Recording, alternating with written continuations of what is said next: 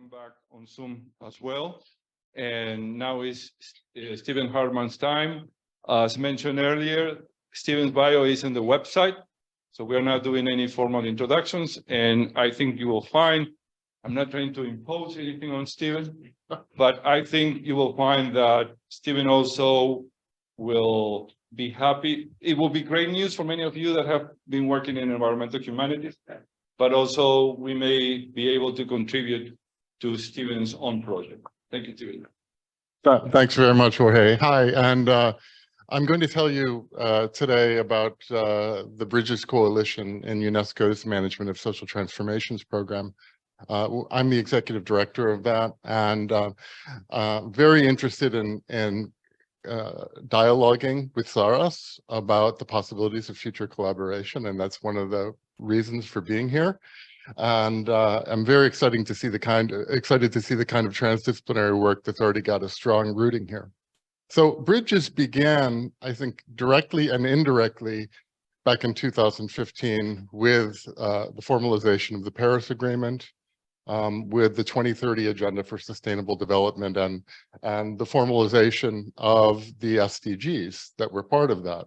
And it began as a project that UNESCO, together with the government of Japan, which funded it, did to take a look at the state of the field of sustainability science, looking back 15 years at sustainability science, where it had come since it had been sort of launched after the Millennium Ecosystem Assessment, and how it could best serve those member nations of UNESCO in their efforts to achieve the ambitions and the targets according to the Paris Agreement and the SDGs and Agenda 2030. That resulted in international workshops over a period of 2 years that brought together not only different agency or sort of sub-agencies of UNESCO or sectors of UNESCO, but different international science councils, scientific bodies, national scientific bodies, and experts from around the world to take a look at where sustainability science had come and how it could more effectively serve the agendas, the political agendas of the SDGs and the Paris Agreement. Out of that came actually this set of guidelines at the end of 2017, beginning of 2018, which were launched by UNESCO on sustainability science and research and education, which introduced some new elements to the concept of sustainability science, which among others, which I would say were the introduction of the humanities as being important to sustainability science, not in an add-on way, not as merely translational or merely instrumental in communicating a scientific message, but actually as a very important source of knowledge, and that extended to other knowledge domains as well, both within the academic sector and outside of the academic sector.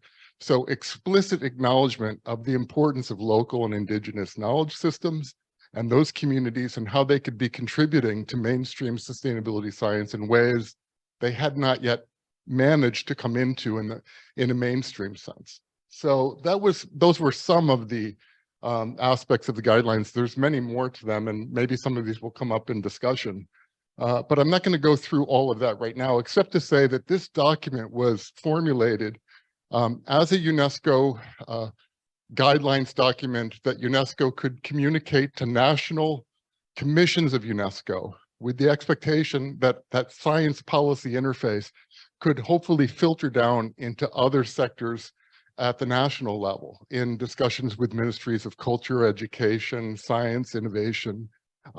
And that was a very traditional approach to science policy, a top-down approach, which UNESCO is particularly well suited to be driving forward. But at the same time, a number of people who had been involved in that previous project realized, in fact, that you had to do much more than just expect this top-down policy approach to sort of filter in and magically take hold in society and see transformation happening as a result. You needed a bottom-up effort.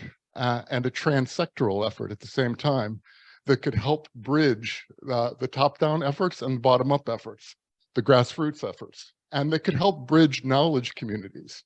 How do we break into what had otherwise been a largely natural sciences-driven sustainability science field from qualitative social sciences, from the arts, from the humanities, and most importantly, from those knowledge communities and groups outside of academia who had valuable knowledge to share, knowledge that's been built up over generations and centuries, that actually speaks to the kinds of dilemmas we're facing now when it comes to social environmental relations. How do we do that more effectively? So 3 different organizations came together. UNESCO, I'm sorry, that's my phone.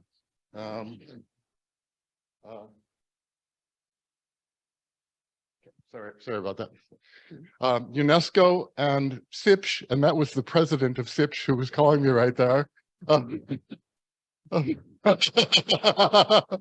SIPSH is the International Council for Philosophy and Human Sciences.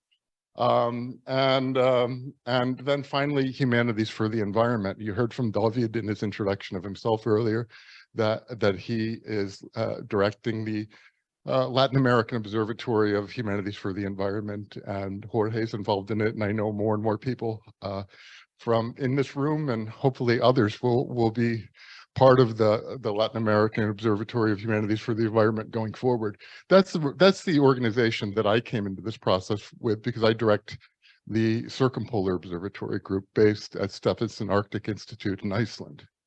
And so what we did was undertook a visioning process that also had 4 workshops that played out during 2019 and 2020. The first one in Macau, Portugal, where Luis, the president of SIPSH, is based. The second one at UNESCO headquarters. The third one in Sigtuna, Sweden, where I live. I live in Stockholm, in the greater Stockholm area, a stone's throw, I guess you could say, from Sigtuna, Sweden. And Sigtuna, Sweden is one of the oldest continuously inhabited towns in Sweden. And it's on Lake Mälaren, and we had our 3rd workshop there at a really wonderful place called the Sigtuna Foundation, which is all about bridging different groups and sectors within society that need to be cooperating with one another more than they are, because we're stuck in our silos. And then finally, the 4th one was in Cappadocia, Sweden. It was actually an online event because we were getting into the pandemic then, but Cappadocia University in Turkey, rather, organized that last one. So here are some snapshots from those meetings that took place in 2019 and 2020. The idea was to come up with a vision and a strategy and a set of principles for how we could be meeting the objectives of the guidelines for sustainability science and in science and education, but through bottom-up efforts and through creating more successful collaborations across knowledge domains. And this is a shot from the last, or the 3rd workshop in Sigtuna, where the Kogi from Colombia came. And they are an indigenous group that is actually part of the Bridges Coalition. So the Bridges Coalition is not simply an academic coalition. It's academic, it's civil society, it's indigenous communities, it's other stakeholder groups as well, because we realize that we need to actually be connecting more successfully across all of these domains and across all of these groups, and in integrated ways, bringing the knowledge to bear that can help us more successfully meet the challenges of, let's say, the Anthropocene. So it seems like this isn't working now. The remote, it stops. Well, while we get that sorted out, yeah. So I'll just run, I think this is a little film I can just sort of let run here. It was a promotional film that we produced. It was just really kind of trying to help and communicate what we were trying to do, working collaboratively across the national and social sciences, the arts, humanities, and social and civil society in what we consider to be socially and otherwise institutionally innovative ways. So that was the idea behind it. And this 2-year process resulted in a vision and a roadmap for what became Bridges. Bridges then was submitted to the International Science Program of UNESCO as a proposed humanities-driven, humanities-led sustainability science coalition. But I want to really pause and say, just because it's humanities-led doesn't mean it's humanities exclusive.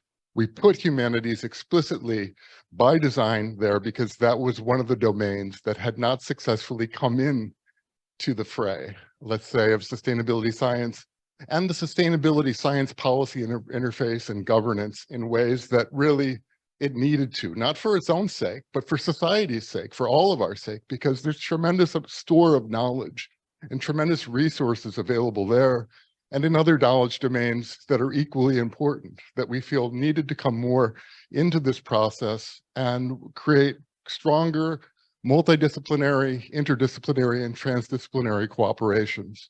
And we don't have a preference for one of those over the other. Different research problems require different sorts of approaches. So we're not doctrinaire to say everything needs to be transdisciplinary. Everything doesn't need to be transdisciplinary. Sometimes multidisciplinary is the best path forward. Sometimes interdisciplinary is. But transdisciplinarity is an important principle because it helps to open the door and make clear the importance of those formerly excluded communities and knowledge domains that need to be brought more successfully into the mix. So here's a look at, again, the founding partners up there to the top right. When we submitted our proposal, it took over a year to be approved by the Management of Social Transformations program because they wanted to see a plan for governance for us. Sorry, I'm sweating a lot here, but I'm not used to this this humidity. But they wanted to look not only at what our vision was and what we wanted to achieve, but how we sought to do that. And we were approved in 2021. So last year we were approved by the Management of Social Transformations program, which is one of several of UNESCO's global or international science programs. And it's the only one based wholly in the social and human sciences. And you can see who some of our other, some of the other partners who range from institutions to NGOs to research programs. You can see some of them there. Some of them are more regional or territorial in scale, and some of them are fully global or international in scale. And again, this was the vision of Bridges. Bridges needed and wants to create structural bridges, as well as other kinds of bridges that help to connect up at various scales, stakeholders and knowledge groups and groups capable of action and applying now state-of-the-art knowledge to our sustainability challenges at various scales. Here is a more comprehensive list, which I don't expect anyone to be able to read there, but I don't know the exact number of countries. We've got something like 20 countries or so there, maybe a little more. We've got a range of different institutional types. And these were all of the member institutions that were there at the first General Assembly a little over a year ago. Since then, Bridges has been launching hubs. We don't have centralized funding from UNESCO. That we figured out early on when they approved us for most was not how it works. We do have significant in-kind contributions from UNESCO, from the Secretariat of Most, from the Bureau of Most, and we have significant opportunities that are given to us for engagement at various levels, regional, high level, internationally, entree into discussions that would otherwise be very, very difficult to break into. In response to our first call for hubs, we got five expressions of interest were approved. And you see on the left here some snapshots from the Bridges launch that took place at Arizona State University in October of this year. David was part of that program as well. And so was Jorge. Jorge was one of our keynote speakers during the event, and Azucena was part of that as well.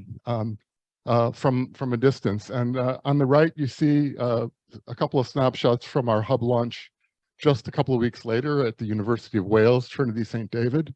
Earlier in the fall, or in August, we had a hub launch at University of Pretoria. We have 5 hubs now, and they are those universities: ASU, University of Wales, Trinity St. David, University of Pretoria in South Africa.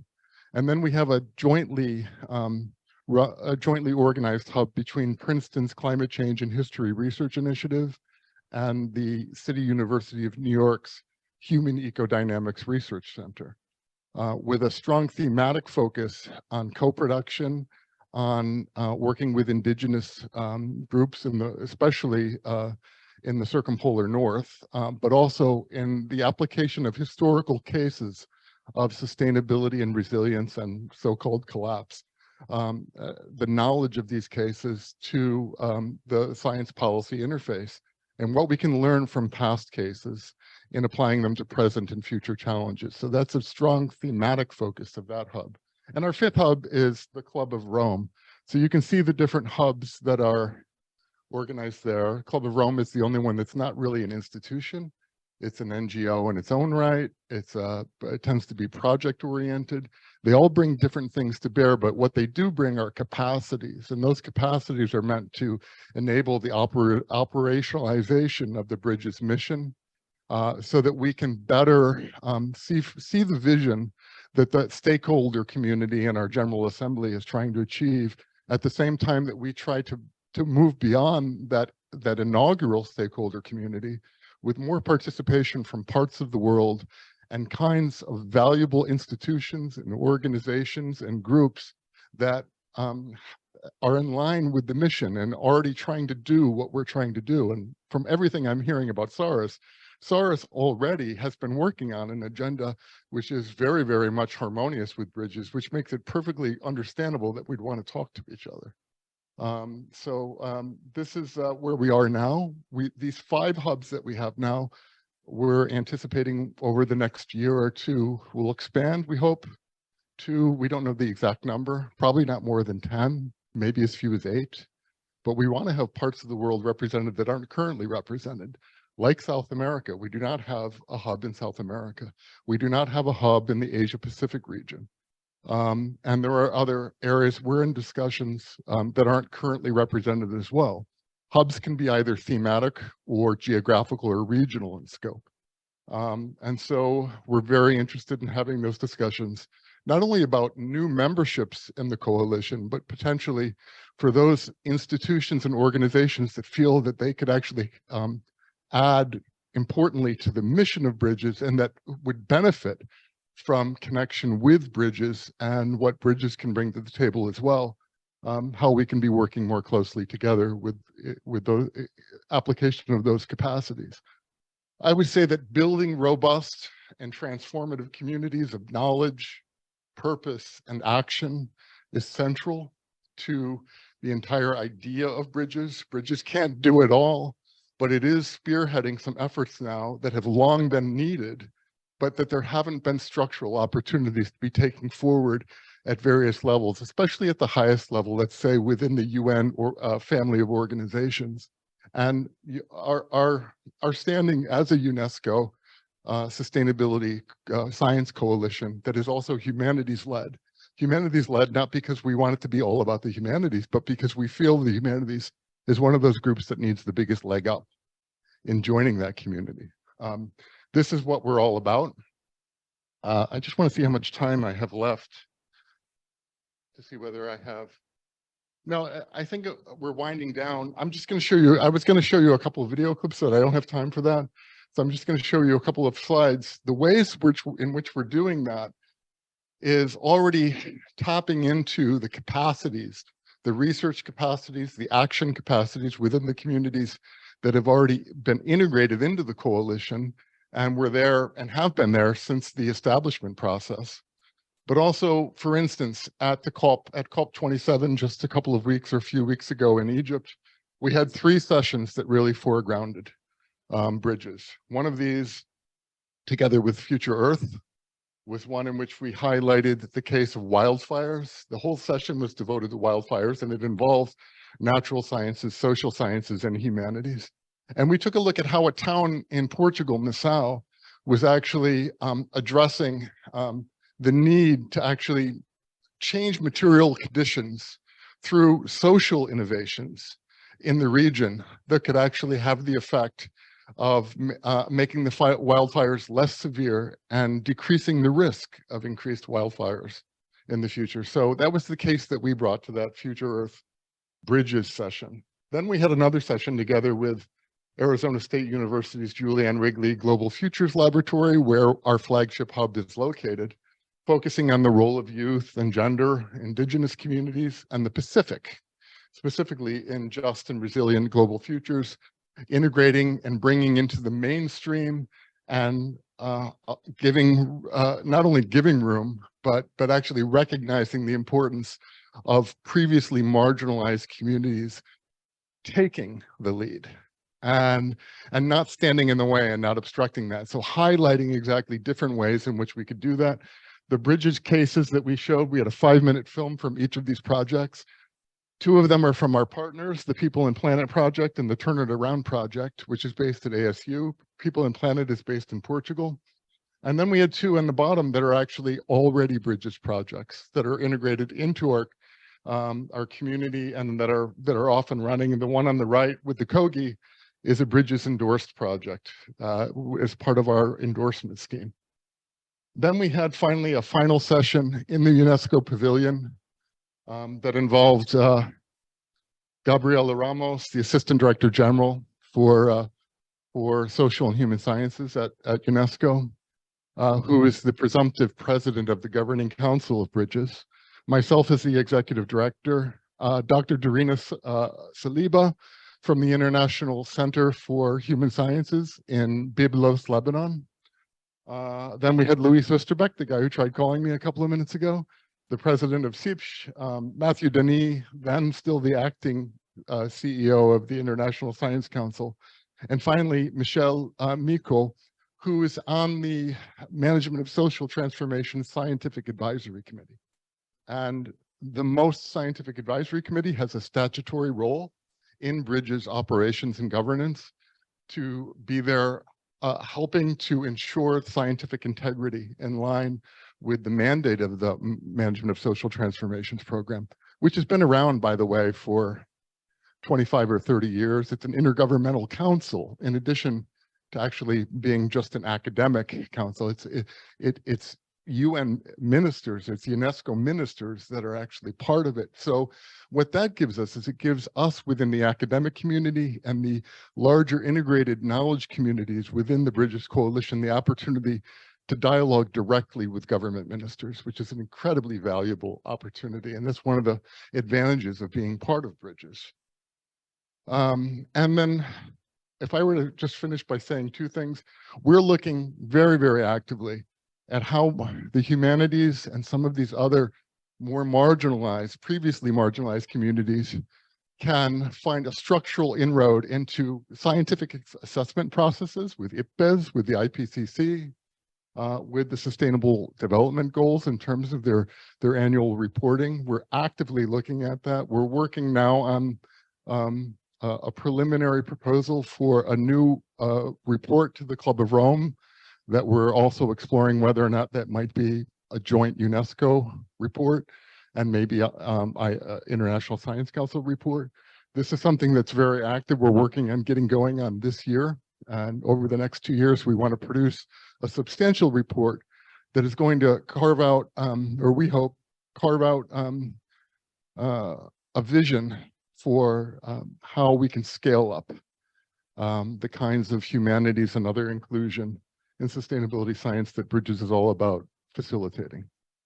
And then here I'm going to end because I'm out of time, but I was going to show some of the science art collaborations that we have. And then we're working, of course, on the policy interface together with our colleagues at Princeton, who are one of the hubs, and at the Max Planck Institute in Jena on some interesting sort of approaches to the history policy interface. So I'll end there. Thank you very much, Stephen. And that website is launching in a few weeks. So if you want to know what we're doing and what we're up to, there's going to be a lot of information on that website. There is that document on the guidelines on sustainable science. Is it available? I'm sure in other languages at the UNESCO site. Yes. I have used that document in my classroom. I think I have some students that can attest to that in the Zoom. It looks very formal on the website, but it is not a long document. It's with very clear definitions, with very clear recommendations at every level. So it's a valuable pedagogical tool. It's available in other languages. Yeah, it's 9 pages. It's 9 pages, but it was very carefully prepared. So it says a lot in 9 pages, but it doesn't use a lot of space to say it. And the one thing that I've been learning through this experience is the coalition building. And that's why we try to reach out not only to more people involved in environmental humanities in Uruguay, but we have been trying to reach out to other countries.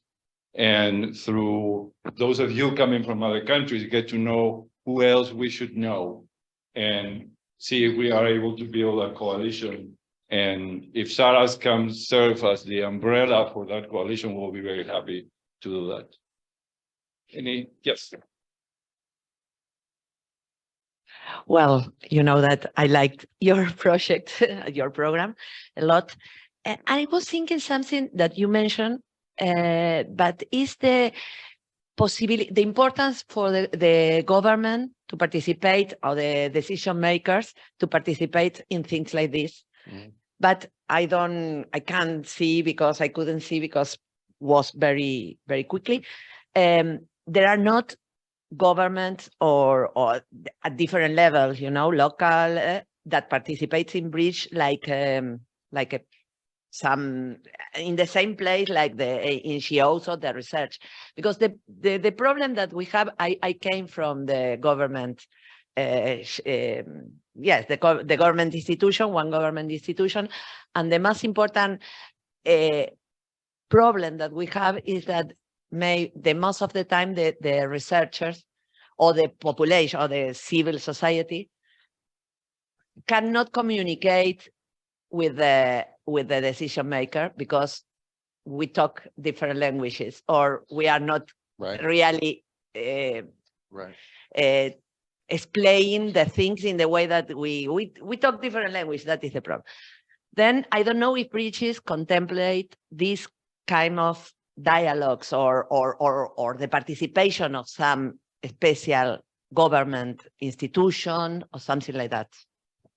Yeah, I mean, Bridges definitely is very concerned with that. And we see one of the kinds of bridges that needs to be created is a sort of a lingua franca that helps cross over between the language and the technocratic language on one hand and the specialist language on the other hand, and the more everyday language or sort of use-based language that different users may bring to this. So this is, I think, part of the strategy of Bridges to find ways of bridging that gulf.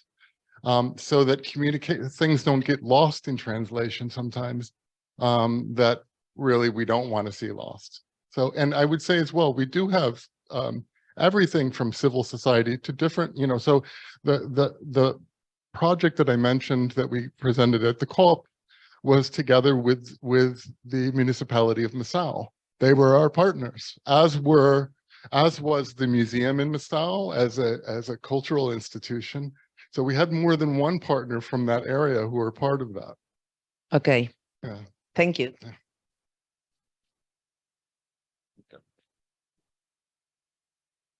Thank you very much for your presentation. I have heard of Bridges through Jorge, but I'm so happy now to see in more depth what you're doing, and sounds great, actually. Maybe my question is more of the kind of structural. So you mentioned that there are 5 hubs. Yeah. And so maybe you mentioned it and I didn't understand completely. So each of those hubs develop like the work or projects according to where they are and needs and interests. But how do you manage to do like the cross-learning between the hubs, or are there like overarching themes guiding the hubs? Or Yeah, each hub has it's true to say each hub maybe has its own distinct identity, and that may represent the local interests and the role of the stakeholders who are at the center of the hub at that particular location, that institutional or organizational location. But that isn't the only thing that the hubs do. Half of what the hubs do is support the executive of Bridges, meaning the distributed secretariat. So we have a model which we're trying out over the next a couple of years, which is similar to the Future Earth model of a distributed global secretariat. So the hubs themselves feed into that distributed global secretariat. And we're still trying to find how we can get them all to sort of work together as a cohesive unit. It's a challenge, but we're working on that. And so half of what they do is really the sort of international higher level sort of science policy work and science diplomacy. And by science here, I'm including, I mean the humanities too. I mean the arts too.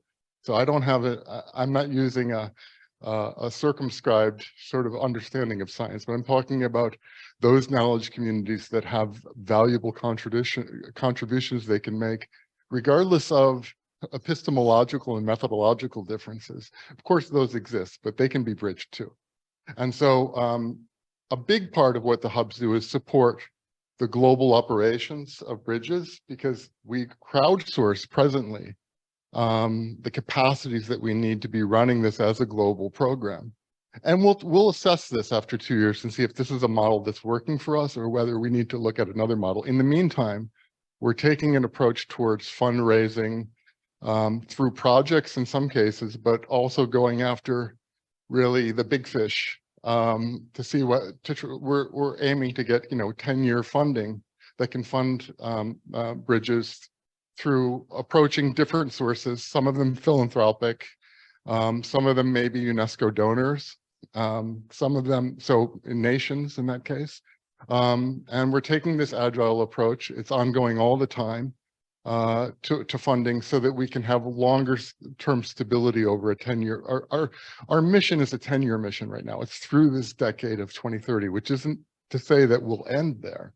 But what we want to do is actually make sure that the knowledge communities that we're trying to bridge and bring together more inclusively and in a better integrated, coordinated way, have the structures to actually upscale what they're trying to do.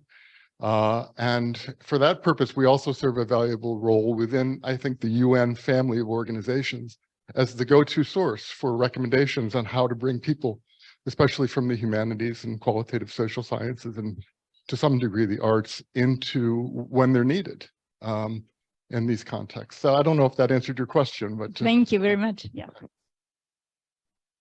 During the launch in Arizona, when the other hubs were explaining what they were doing, it sounded familiar. Some of them had a central topic and a lot of the activities related to the central topic, but they are also open to other things going on. And their job is to get those in contact and do the cross-pollination. So the hubs were familiar in a way, the way they were talking about themselves. And part of what we're trying to do, so we have partly an advocacy role, we have a bridge building role as well, but then we are also trying to lead through some projects. So we're interested in developing projects with our hubs and with some of the membership of the coalition that that can drive forward knowledge and science that in ways that it needs to be, but also help build capacities that through projects. I try to speak English, okay? Thank you so much for the presentation.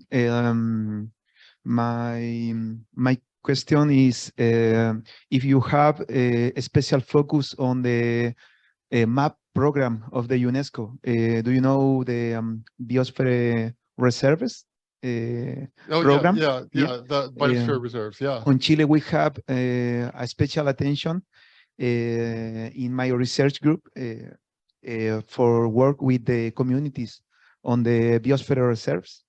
The systems of the governance to the administration, the reserves, it's very segregated, Segregated, yeah.